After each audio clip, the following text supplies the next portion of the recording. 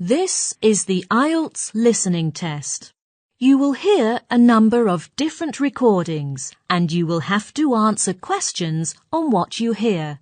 There will be time for you to read the instructions and questions and you will have a chance to check your work. All the recordings will be played once only. The test is in 4 parts. At the end of the test, you will be given 10 minutes to transfer your answers to the answer sheet. Now turn to part 1. Part 1. You will hear a woman booking a bicycle tour over the phone. First, you have some time to look at questions 1 to 4 on page 163.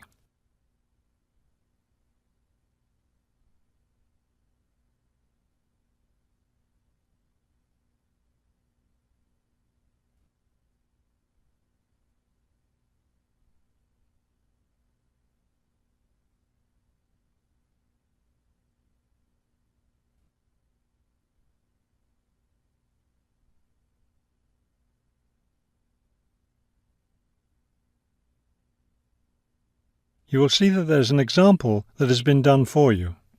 On this occasion only, the conversation relating to this will be played first.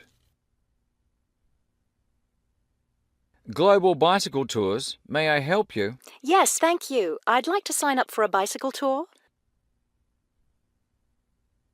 The man answers the phone. Global Bicycle Tours. So the word global has been written at the top of the form. Now we shall begin. You should answer the questions as you listen, because you will not hear the recording a second time. Listen carefully and answer questions 1 to 4. Global Bicycle Tours, may I help you? Yes, thank you. I'd like to sign up for a bicycle tour. Which tour were you interested in? We have the River Valley Tour coming up in June and the Mountain Tour in July. The River Valley Tour is in June. I thought it was in May. It actually takes place the first week of June. Oh, I see. Well, I can still do that.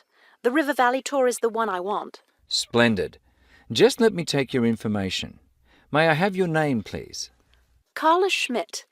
That's Carla with a K, not a C. Karla. Thank you, Ms. Schmidt. Address? Do you need a street address, or can I give you my post office box? A post office box is fine. It's P.O. Box 257, Manchester. Thank you. OK, next. Will you be bringing your own bicycle, or do you want to rent one from us? I'll bring my own. Excellent. Now, we provide all the meals, so we need to know if you have any dietary restrictions. I don't think so. What do you mean? I mean, if there's any food you can't eat. Some people have food allergies or are vegetarian or have to avoid dairy products, things like that. Oh, I see. Well, yes, I'm a vegetarian. I never eat meat. Before you hear the rest of the conversation, you have some time to look at questions 5 to 10 on page 163.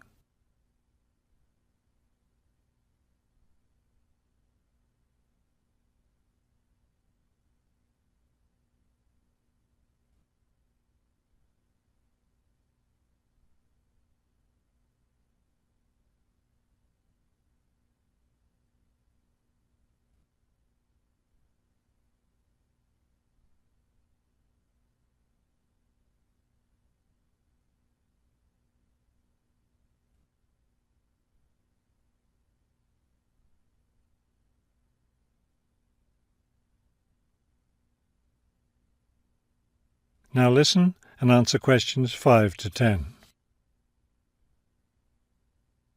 All right, I'll make a note of that. Now, the total cost of the tour is $750. That much? The price includes everything. Food, hotel, transportation, everything. Everything? Yes, everything. The only other thing is you'll want to tip the tour guide. We usually recommend 5% of the total tour cost. A 5% tip. I guess that's reasonable. In order to reserve your space on the tour, I'll need a 30% deposit. Do you need that right away? We generally ask for the deposit at least 4 weeks before the tour begins.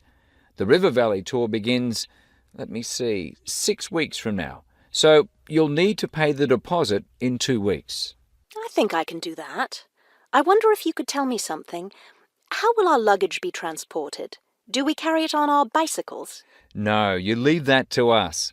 We have a van that carries your luggage from hotel to hotel each day, so you don't have to worry about it. Great.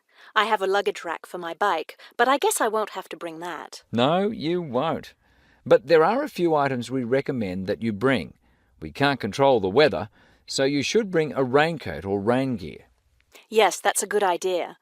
And I should have my own spare tyre too, shouldn't I? Actually, you don't need that, as our guide always carries some. And of course, you won't need maps either, since our guide has the route all planned. What about a water bottle? I'll need that, won't I? Yes, you should definitely have a water bottle. A camera would be a good idea too, since that tour goes through some very scenic areas. I have a guidebook of that area. I wonder if I should bring it along. We don't recommend guidebooks. It would just be extra weight, and the tour guide knows a great deal about the area. Yes, I see. Is there anything else I need to know? I think we've covered the important points. I'll send you a tour brochure, and you can call again if you have any questions. Thank you very much. That is the end of Part 1.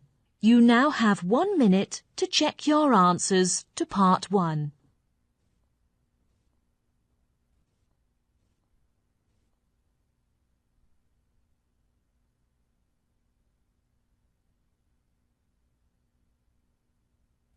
Part 2. You will hear a recorded talk giving an introduction to the historical theme park of Manham Riverport in England.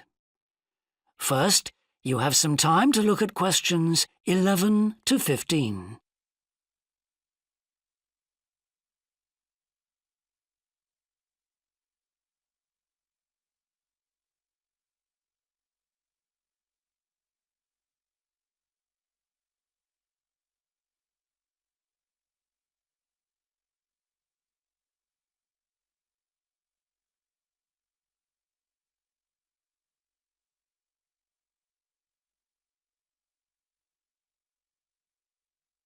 Now listen carefully and answer questions 11 to 15.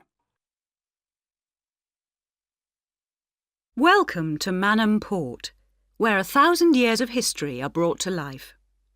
All the family can enjoy a day out at Manham, visit our copper mine, see models of the machinery it used, have your photo taken in 19th century costume, experience at first hand how people lived at different stages throughout history, and especially how children studied, worked and played.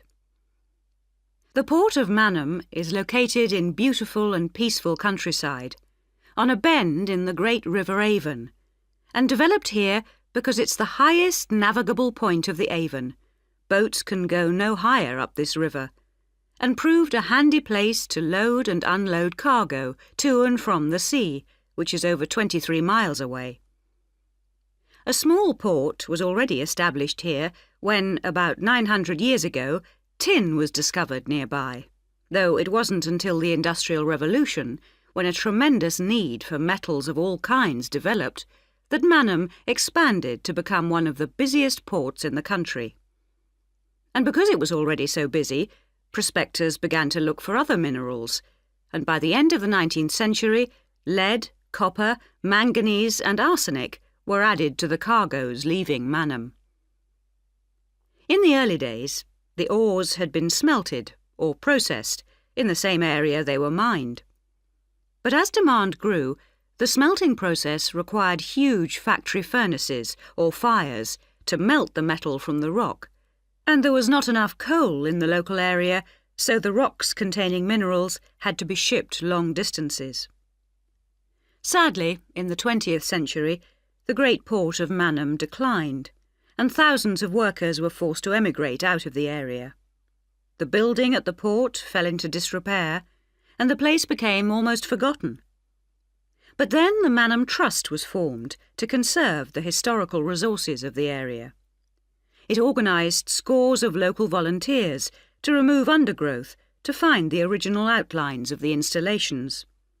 It then brought in paid professionals to match installations with maps of the original port complex and to set about reconstructing it. Today, you can see the results of this ambitious programme of restoration. The intention, and we believe this will be realised before the end of the year, is to return Manham Port to the condition it reached at its peak as the greatest copper port in the country. Before you hear the rest of the talk, you have some time to look at questions 16 to 20.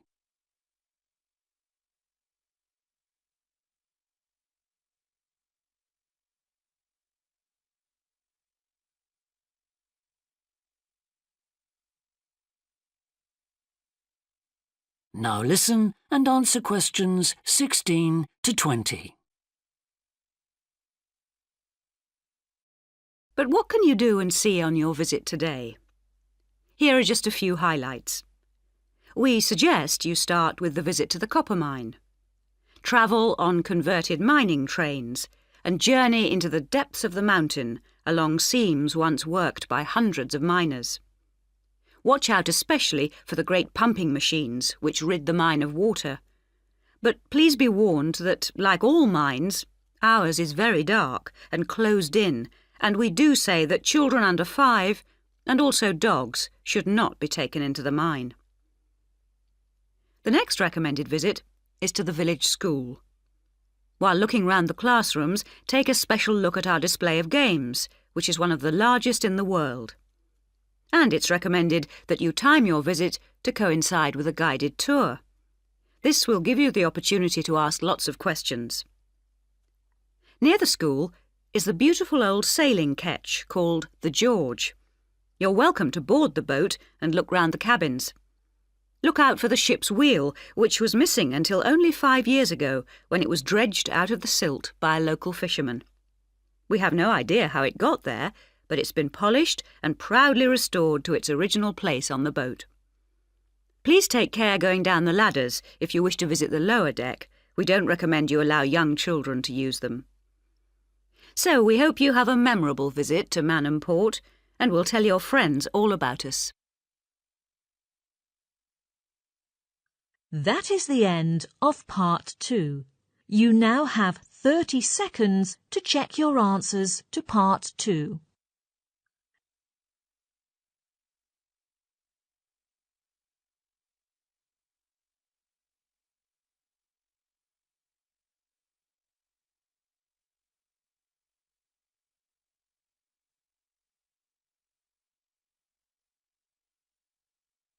Part 3.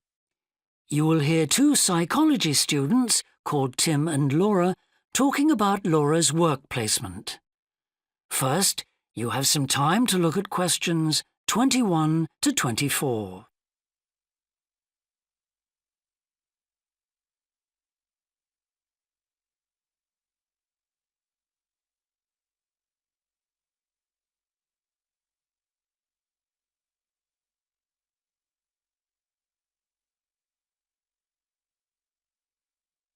Now listen carefully and answer questions 21 to 24. Hi, Laura. Could you spare a few minutes to talk about the work placement you did last summer? I'm thinking of doing one myself. Hi, Tim. Sure.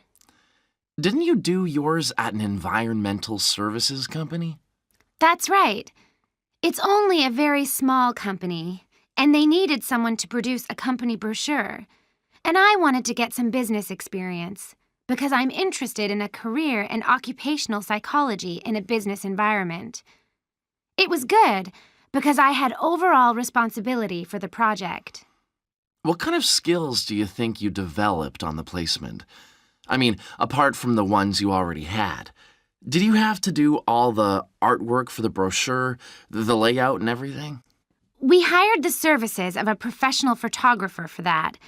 I did have to use my IT skills to a certain extent because I cut and pasted text from marketing leaflets. But that didn't involve anything I hadn't done before. Do you think you got any better at managing your time and prioritizing things? You always used to say you had trouble with that. Oh, definitely. There was so much pressure to meet the project deadline. And I also got better at explaining things and asserting my opinions, because I had to have weekly consultations with the marketing manager and give him a progress report. It sounds as if you got a lot out of it then. Absolutely. It was really worthwhile. But, the company benefited too. Yes, they must have done. After all, if they'd used a professional advertising agency to produce their brochure instead of doing it in-house, presumably they'd have paid a lot more. Oh, yes. I worked it out. It would have been 250% more, and I thought the end result was good, even though we did everything on site. The company has quite a powerful computer, and I managed to borrow some scanning software from the university. The new brochure looks really professional. It enhances the image of the company straight away. So, in the long run, it should help them to attract clients and improve their sales figures? That's the idea, yeah. Before you hear the rest of the discussion, you have some time to look at questions 25 to 30.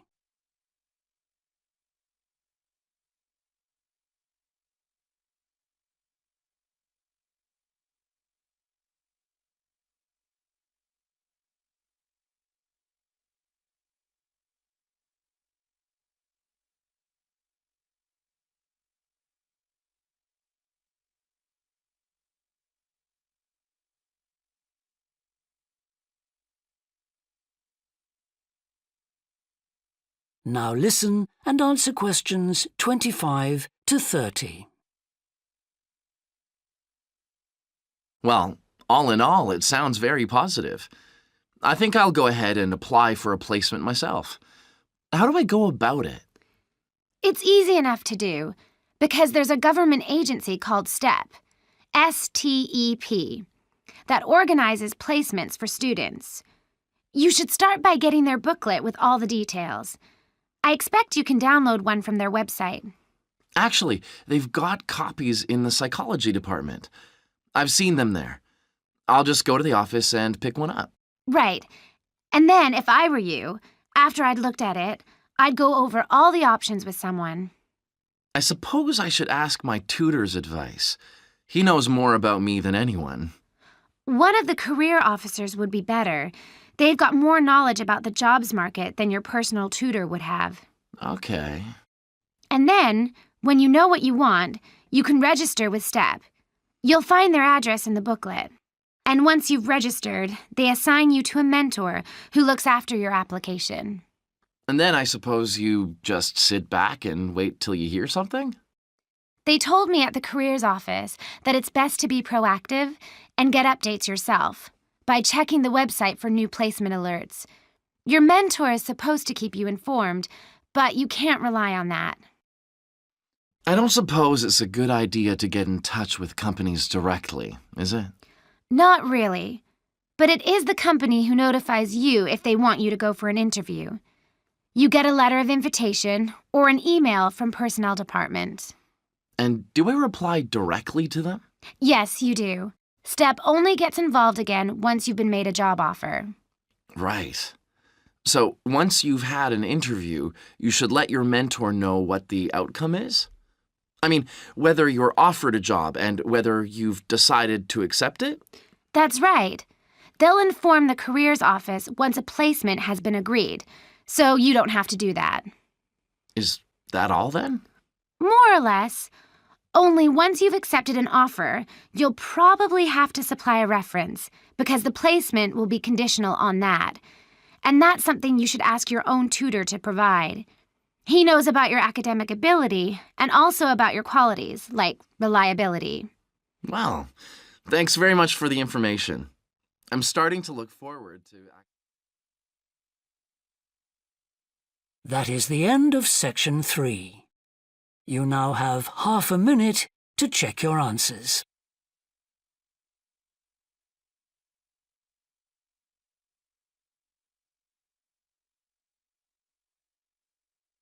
That is the end of part 3. You now have 30 seconds to check your answers to part 3.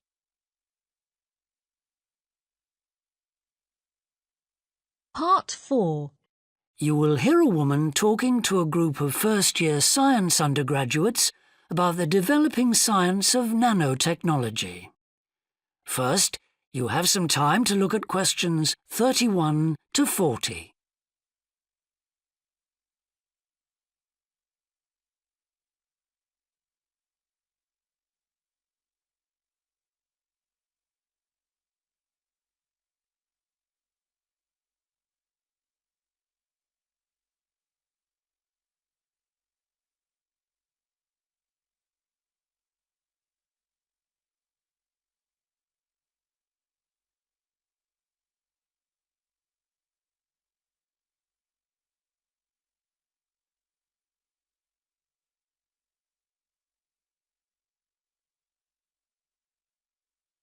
Now listen carefully and answer questions 31 to 40. Today we're going to look at an important area of science, namely nanotechnology. So, what is it? Nano means tiny, so it's science and engineering on the scale of atoms and molecules. The idea is that by controlling and rearranging atoms, you can literally create anything. However, as we'll see, the science of the small has some big implications, affecting us in many ways. There's no doubt that nanotechnology promises so much for civilization. However, all new technologies have their teething problems. And with nanotechnology, society often gets the wrong idea about its capabilities. Numerous science fiction books and movies have raised people's fears about nanotechnology, with scenarios such as inserting little nanorobots into your body that monitor everything you do without you realizing it, or self-replicating nanorobots that eventually take over the world. So, how do we safeguard such a potentially powerful technology? Some scientists recommend that nanoparticles be treated as new chemicals, with separate safety tests and clear labelling. They believe that greater care should also be taken with nanoparticles in laboratories and factories. Others have called for a withdrawal of new nanoproducts, such as cosmetics, and a temporary halt to many kinds of nanotech research. But as far as I'm concerned, there's a need to plough ahead with the discoveries and applications of nanotechnology. I really believe that most scientists would welcome a way to guard against unethical uses of such technology. We can't go around thinking that all innovation is bad, all advancement is bad. As with the debate about any new technology, it is how you use it that's important. So, let's look at some of its possible uses.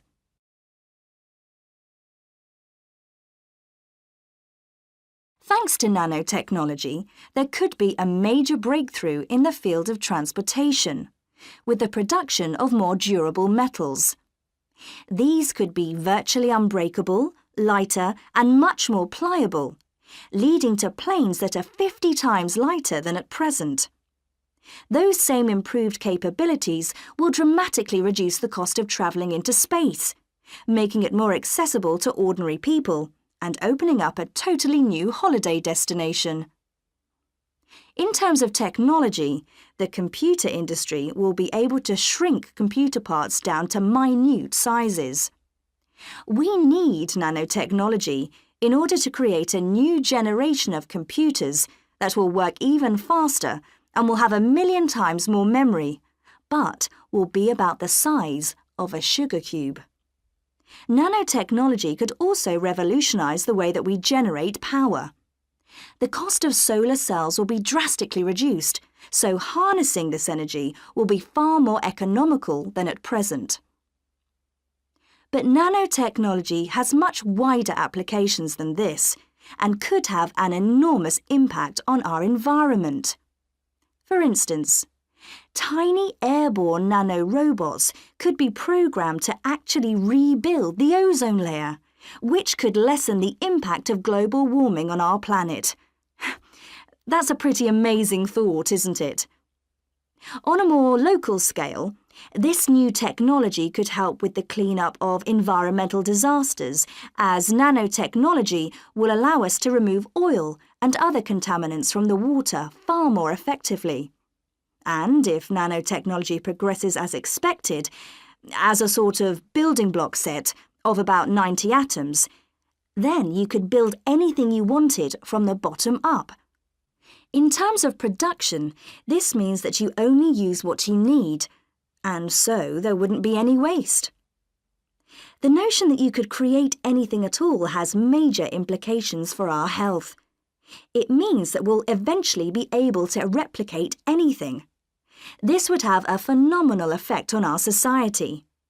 In time, it could even lead to the eradication of famine through the introduction of machines that produce food to feed the hungry.